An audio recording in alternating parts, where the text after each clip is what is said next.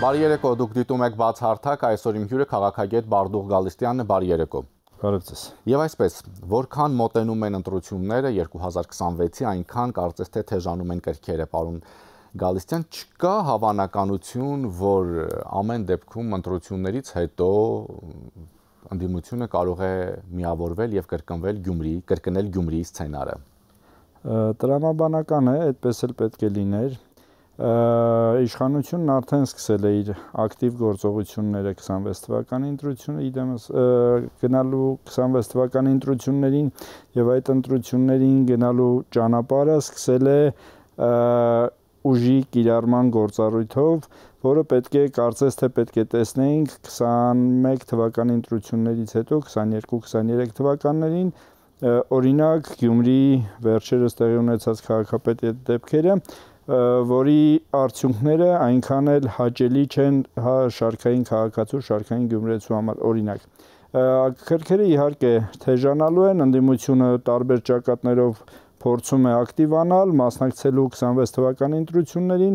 ընդդիմություն ասելով նկատի ունեմ ճիշտն ասած ռուսական ազդեցության տակ գտնվող նախկին իշխանությունների եւ նոր ձևավորվող ուժերին, որոնք փորձում են հետագայում նաեւ այո կոալիցիաներ կազմելով փորձել Գյումրիի պատկերը ցույց տալ, սակայն ես վստահ եմ, որ մեր ժողովուրդը չի գնալու դրան, որովհետև հասկանում է, նախ չի կարելի նույնականացնել տեղական ինքնակառավարման ընտրությունները համապետական ընտրությունների հետ, որովհետև այստեղ զուտ անձերի խնդիր չէ, այլ գաղափարների եւ ուղղությունների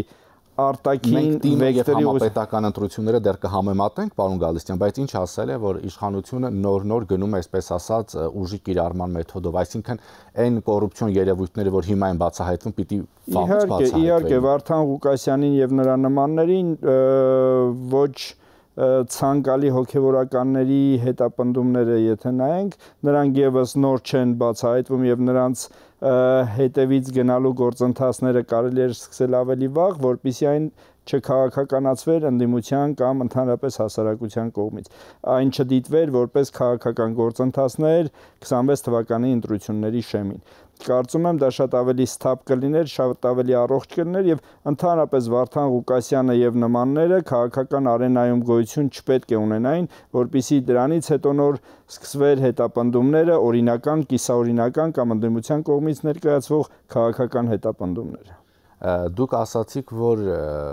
ես ընդդիմություն չեմ ուզում ասել, ռուսական գործակալական ցանց, ինչու՞։ Որովհետև ընդդիմությունը իմ կարծիքով լինում է կառուցողական, պետականամետ, առողջ քաղաքական ուժ կամ ուժերի միավորում, իսկ նրանցից որևէ մեկի մոտ ես դա չեմ տեսնում, որովհետև տարիներ շարունակ նրանք լինելով ռուսական ազդեցության եւ ուղղորդման դաշտում ամեն ինչ արել են Հայաստանը կեղեքելով իշխանություն պահել Ռուսաստանի ազդեցությամբ, Ռուսաստանի թելադրանքներով։ Ստատուս քվոն պահել Արցախյան խնդիրը չտանել լուծման եւ այլն, որի արդյունքը ցավալիորեն ի վնաս մեզ տեղի ունեցավ 20 եւ 23 թվականներին եւ կարծում եմ նրանց որպես ընդդիմություն, որպես առողջ ընդդիմություն դիտարկելը եւ ընդունելը տրամաբանական չէ եւ լուրջ չէ։ Ցավոք ընդդիմության մյուս թևը, որին կարելի է ընդդիմություն համարել, արտախորհրդարանական քաղաքական ուժերը այսօր շատ ավելի пассив դիրքորոշում ունեն եւ ես կարծում եմ, որ գոնե այս ընտրությունների շեմին չեն կրկնի 21 թվականի գործողությունները, որը արեցին 21 թվականի ընտրություններից առաջ, այսինքն չմիավորվելով, չկոնսոլիդացվելով, որը բերեց նրանց պարտության, վերջնական պարտության։ Որ ուժերին նկատի ունեք։ Այն քաղաքական ուժերը, որոնք խորհրդարան չանցան, օրինակ Հանրապետություն կուսակցությունը, Հանուն Հանրապետություն կուսակցությունը, Եվրոպական կուսակցությունը, անուններ կարող են բավականին թվարկել, այն ուժերը, որոնք շատ թե քիչ գաղափարական կուսակցություններ են, որոնք իսկապես այլընտրանք կարող են լինել իշխանություններին, որը մինչ օրս նկատելի չէ։ Ցավոք, շատ քիչ ժամանակ է մնացել եւ չեն խոսվում ի հայտ չեն գալիս այնպիսի քաղաքական ուժեր, որոնք պատրաստ են եւ կգնան միավորումների 26 թվականի ընտրություններին։ Ինչ է կարծում, այդ ձեր նշած կուսակցությունների ինչու չեն միավորվում, կարծես թե նույն գաղափարախոսությունն ունեն, նույն գաղափարներն ունեն։ Ես նրանց փոխարեն ճիշտն ասած չեմ կարող որևէ կարծիք հայտնել, սակայն կարծում եմ սա ավելի շատ ամբիցիաների խնդիր է, սա հայկական հոգեբանության խնդիր է, որը խանգարում է, միշտ խանգարում է համատեղ գործելու, միասնական գործելու եւ քաղաքական եւ ինչու՞ չէ նաեւ ոչ քաղաքական դաշտում։ Եթե շարունակվի այսպես, 26 թվականի ընտրությունները նորից ընթանալու են նախկին իշխանությունների եւ գործող իշխանությունների մեջ, ինչպես տեղի ունեցավ 21 թվականին ցավոք։ Ձեր նշած ուժերը եթե միավորվեն եւ լուրջ քաղաքական հայտ ներկայացնեն, ապա իրենք կարող են լինել այլընտրանք եւ իշխանությանը եւ գործող ընդդիմությանը, չնայած խորհրդարանական ընդդիմությունը նման ուժերին միշտ համարում է այսպես կոչված գրպանային ընդդիմություն։ Շատ սխալ է անում, որ այդպես է մեկնաբանում, չնայած ժողովրդի որոշ մաս եւս այդ ուժերին համարում են կարծես թե գործող իշխանությունների արբանյակ ուժեր, բայց ես այդպես չեմ համարում։ Եթե նախկին իշխանությունների նման խորհրդարանական ընդդիմություն կոչվածի նման հայոյախառն արտահայտություններով չի մեկնաբանում գործող իշխանությունների վարած քաղաքականությունը, դա չի նշանակում, որ ընդդիմություն չէ։ Կան բավականին լուրջ եւ սթափ քաղաքական ուժեր, որոնք կարող են իհարկե հայտ ներկայացնել եւ հանդես գալ որպես այլընտրանք, սակայն նրանց անհատական ներդրումը ներգրավվածությունը քաղաքականության մեջ կարծում եմ արդյունք տալ չի կարող եւ իմ կարծիքով ամենաճիշտը կլինի այդ ուժերի առողջ ուժերի շատ թե քիչ առողջ ուժերի միավորումը, որը 26 թվականի ընտրությունների պատկերը էականորեն կփոխի եւ կտարբերվի 21 թվականի ընտրություններից։ Դուք ասացիք, որ թիմ ընտրությունները չպետք է շփոթել համապետական ընտրությունների հետ, երբ հարցրեցի, որ արդյոք հավանական է, որ Գյումրիի սցենարը կրկնվի։ Ինչու՞։ Ասեմ, որովհետև տեղական ինքնակառավարման ընտրություններում անհատի դերակատարումը տվյալ տարածաշրջանի բավականին մեծ է լինում՝ ի տարբերություն համապետական ընտրությունների, որովհետև անձնական կապերի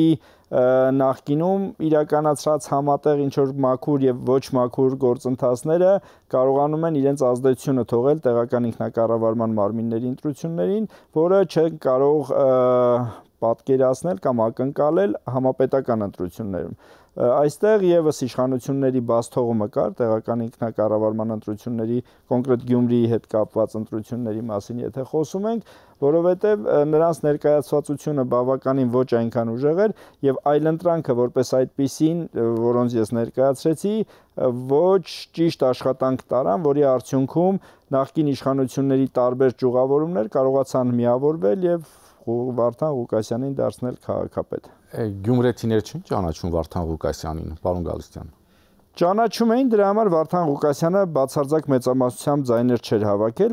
Վարդան Ղուկասյանը հավաքել էր այնքան ձայներ, որքան իր հնարավորությունները ներում են նախկինում իր ունեցած, այսպես ասած, կեղտոտ եւ բարեկամական կապերի միջոցով, սակայն մնացած ուժերը եւս ունենալով բավականին ազդեցություն իրենց շրջանակներում կարողացան ձայներ հավաքել եւ այդ միավորման արդյունքում Վարդան Ղուկասյանը դարձավ քաղաքապետ։ Այնպես չէ, որ Վարդան Ղուկասյանը 35, 40 կամ 50%-ից ավելի ձայն է տարել եւ մեծ հեղինակություն է վայելում Գյումրիում։ Դա այդպես չէր, նույնիսկ քաղաքի իշխանությունների Գյումրի քաղաքում առաջադրած տեխնատուն անհամեմատ շատ ձայներ էր հավաքել թե Վարդան Ղուկասյանից, թե մնացածից, սակայն նրանց միավորումը բերեց Վարդան Ղուկասյանի ժամանակավոր քաղաքապետ դառնալուն։ Ինչ է կարծում 26 թվականի ընտրություններից հետո արդյոք կարող են էլի, ասենք, միավորվել Քոչարյանը, Սարգսյանը, մեր ձևով շարժումը կամ չգիտեմ, գուցե նաև Լևոն Տեր-Պետրոսյանը, նայած ովքեր հայտ կներկայացնեն, որովհետև ակնհայտ է, որ Ռոբերտ Քոչարյանն արդեն հայտարարել է ընտրություններին մասնակցել։ Նրանք այնքան իրենք չեն որոշում կայացնողը, իրենց քաղաքական որոշումների կայացումը միայն իրենցը չէ, այլ Հյուսիսի իրենց ղեկավարությունից պետք է հրանք ստանան։ Կարծում եմ, եթե իսկապես կարողանան որոշակի ձայներ կորզել մեր իշխանություններից ընտրություններին, կգնան կոնսոլիդացիայի, կգնան նոր միավորման ձևավորման, ինչքան դա արդյունավետ կլինի, ցույց կտան ընտրությունների արդյունքները։ Ես կարծում եմ, որ նրանց միասնական ամբողջական ձայների քանակը 30%-ը չի գերազանցելու եւ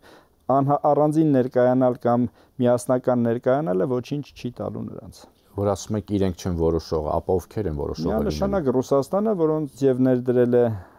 Հայաստանում այս նախկին մեր իշխանություններին, սկսած Լևոն Տեր-Պետրոսյանից, Ռոբերտ Քոչարյանից, Սերժ Սարգսյանից, որոնց պահել է իշխանության նույն ռուսական հատուցարարը։ Ինչ վստահություն կա, որ այդպես հայտարարում եք, պարոն Գալստյան։ Միանշանակ ես վստահ եմ դրանում, որովհետև չէր կարող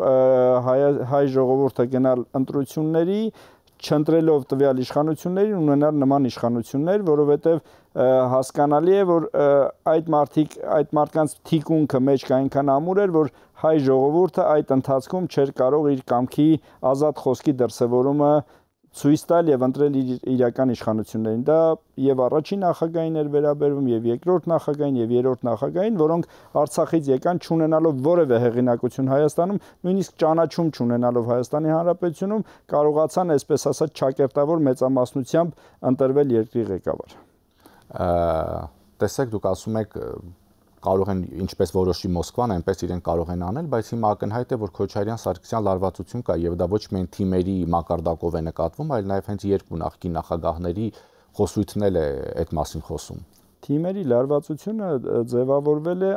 նրանց անձնական լարվածությունից, եթե նրանց անձնական լարվածությունը չլիներ, չեմ կարծում, որ նրանց թիմերի մեջ կլիներ որևէ լարվածություն։ Դա զուտ անձնական խնդիր է, ինչ որ բան չկիսելու, ժամանակին ինչ որ բան իրար հետ համատեղ չանելու կամ պայմանավորվածությունները մեկը մյուսի դրժելու կամ չեղարկելու, որը բերել է այդ լարվածությանը, սակայն անհրաժեշտության դեպքում, հրաման ստանալու դեպքում նրանք գործելու են նաև միասին։ Անկամ, այսպես ասած, իրենց ամբիցիաները դնելու միանշանակ։ Տեսեք, այս դեպքում նաև պետք է նշեմ, որ Հայաստանի առաջին նախագահն էլ չէ, մոտ 1 ամիս առաջ հայտարարեց, որ Ռուսաստանի ներկայությունն Անդրկովկասում հույժ անհրաժեշտություն է եւ պատմությամբ հաստատված իրողություն։ Այդպես էլ պետք է ասել առաջին նախագահը եւ զարմանալի է գործող իշխանությունների դիրքորոշումն այսքան տարիներին, որոնք անընդհատ փորձել են կոծկել, չբարձրաձայնել առաջին նախագահի կերպարի եւ նրա գոյության եւ նրա առաջացման պատճառների մասին։ Որոնք են այդ գոյությունը եւ պատճառները, առաջացման պատճառները, որոնք եք ասում։ Երբ հետ ենք նայում եւ Արցախյան շարժման գոյապայքարի սկզբնաղբյուրներին ենք նայում, Հայաստանի անկախացման գործընթացում Լևոն Տեր-Պետրոսյանը առաջատար չէր։ Լևոն Տեր-Պետրոսյանը առաջատար դարձավ, երբ վերադարձավ Մոսկվայից, այսպես ասած, ձերբակալությունից հետո եւ ներդրվեց Հայաստանի հայ քաղաքական իրականության մեջ որպես լիդեր, որից հետո ժողովուրդը գնաց Լևոն Տեր-Պետրոսյանի հետևից մտածելով, որ նա է իսկական լիդերը, սակայն դա կարծես իսկապես fake լիդեր էր, որը ներդրվել էր ռուսական ազդեցության գործակալական ցանցի կողմից, որի շարունակականությունը մենք տեսանք Ռոբերտ Քոչարյանի Արցախում Գերագույն խորհրդի նախագահ դառնալու, այնուհետև նախագահ դառնալու, Արցախից Ռոբերտ Քոչարյանին Հայաստան բերելու եւ նախագահ դարձնելու գործընթացները, որոնք բացահայտ ռուսական գործողությունների եւ պլանավորած ծրագրերի իրականացման արդյունք էին։ Դուք նախկին 3 նախագահներին Տեր-Պետրոսյանին, Քոչարյանին, Սարգսյանին, այսպես ասած, դարձրեցիք fake լիդերներ, որոնք Մոսկվայի կողմից, այսպես ասած, ներդրվել են Հայաստանում որպես նախագահներ։ Իհարկե, ես կարող եմ օրինակ բերել Ռոբերտ Քոչարյանի Գերագույն խորհրդի նախագահ դառնալը Արցախում, երբ Ռոբերտ Քոչարյանը 2 անգամ առաջադրվելով Արթուր Մկրտչյանի խիստ կասկածել ինքնասպանությունից հետո փորձել է դառնալ Գերագույն խորհրդի նախագահ, 2 անգամ բավականին քիչ ձայներով չի ընտրվել։ Դրանից հետո Լևոն Տեր-Պետրոսյանը Գորիսում հավաքել է Արցախի ղեկավար կազմին եւ հասկացրել, որ Ռոբերտ Քոչարյանը պետք է դառնա Գերագույն խորհրդի նախագահ։ Որից հետո շատ կարճ ժամանակ անց Ռոբերտ Քոչարյանը տեղափոխվել է Հայաստան, որպես Հայաստանի Հանրապետության վարչապետ, կարծես թե Հայաստանի Հանրապետությունում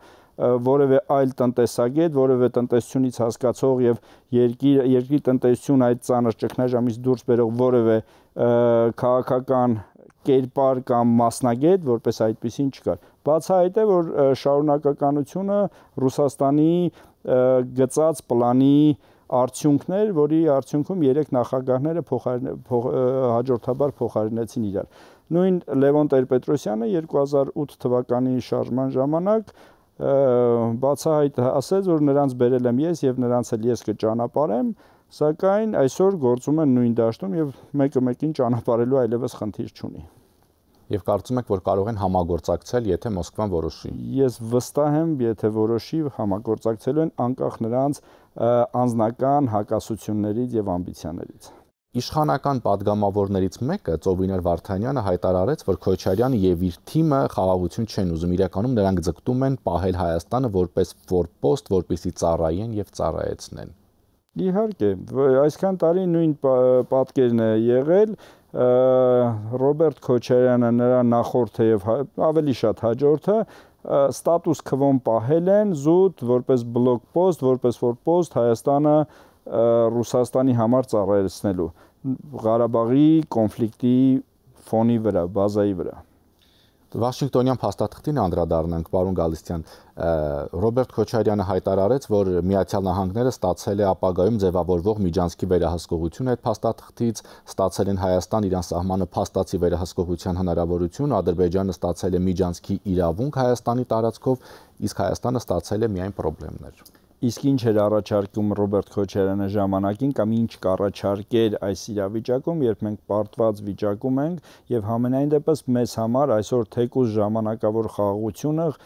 գերկարևոր ժամանակավոր որովհետեւ բացարձակ երկարաժամկետ եւ բացարձակ խաղաղություն հասկացություն ընդհանրապես չկա առավել եւս այս տարածաշրջանում եւ կարծում եմ նույնիսկ ժամանակավոր խաղաղությունը հնարավորություն կտա մեզ վերականգնվելու ունենալու այն, որը չենք կարողացել ձևավորել վերջին 30 տարիներին Ռուսաստանի հետ խիստ դաշնակցային հարաբերությունների շրջանում, ունենալու այն բանակը, որը վաղը կկարողանա զսպել կամ չեզոքացնել այն վտանգները, որը չկարողացավ չեզոքացնել 20 թվականին եւ 23 թվականի Արցախի հայաթափման գործընթացների ժամանակ եւ կարծում եմ Ռոբերտ Քոչարյանը այս ամենը ոչ թե իր անունից է ասում, այլ ասում է ռուսական խանդի ազդեցությամբ, որովհետև այս տարածաշրջանում մեծանում է Արևմուտքի դերը իդեմս Միացյալ Նահանգների եւ փոքրանում Ռուսաստանի դերը։ Իսկ դա բավականին ձեռնտու չէ ոչ Ռոբերտ Քոչարյանին, ոչ այն ուժերին, որոնք աշխատում են այդ դաշտում։ Իսկ ես մտքերի հետ մտքերը կիսում եք, թե ոչ, որ Հայաստանը ստացավ միայն խնդիրներ, Ադրբեջանը ստացել է միջանցքի իրավունք Հայաստանի տարածքով, կամ Միացյալ Նահանգները շատ կոնկրետ ստացել է ապագայում ձևավորվող միջանցքի վերահսկողություն։ Անկեղծ ասած, ես այդ պայմանագրին եւ պայմանավորվածությանը շատ ոգևորված եւ խիստ դրական վարդագույն ակնոցներով չեմ դիտում, սակայն այլընտրանք դրա փոխարեն կարծես թե չկար։ Բայց այստեղ միջանցքային խոսակցությունը էլ անգամ չկա, որովհետեւ սա բացառիկ փաստաթղթ է, խնդիրը ուղղակի ճանապարհինն է, որից նաեւ օգտվելու է Հայաստանը եւ դրա հետագա արդյունքները նկատելի լինելու մեզ համար։ Միգուցե Ադրբեջանը ավելի շատ շահող դերում լինի, ավելի շատ այս գործընթացը ավելի շահեկան լինի Ադրբեջանի համար, քան մեզ համար, բայց որ բացարձակ մեզ համար ոչինչ չի լինելու, ես չեմ կիսում երկրորդ նախագահի։ Բայց կան շատ քաղաքագետներ, որոնք պնդում են, որ հակառակը այս փաստաթուղթը ավելի ձեռնտու է Հայաստանին, քան Ադրբեջանին, որովհետև սա ամբողջովին Հայաստանի իրավազորության շրջանակում է։ Ցանկացած գործընթաց, ցանկացած պայմանավորվածություն, տարածքային ամբողջականություն հաշվի առնվելով կարևորը այն էր, որ մենք չունեցանք միջը Զանգեզուրի միջանցք տերմինը, այսինքն խոսակցություն արտատարածքային միջանցքի մասին խոսույթը վերացավ, դա մեր հաջողությունն էր, այսպես ասած, այս պահին գոնե։ Եվ երկրորդը ցանկացած գործընթաց հետագա արդյունքով է որոշում, այսինքն որոշ ժամանակ անց կտեսնենք ինչքանով է շահում Հայաստանը եւ ինչքանով են նրա վտանգներն ու խնդիրները։ Այսօր կանխավ որոշում կայացնել ու ենթադրություններ անելը կարծում եմ լուրջ չէ։ Շնորհակալություն։ Հիշեցնեմ իմ հյուրը քաղաքագետ Բարդուղ Գալստյանն էր, շնորհակալություն ուշադրության համար, հաջողություն։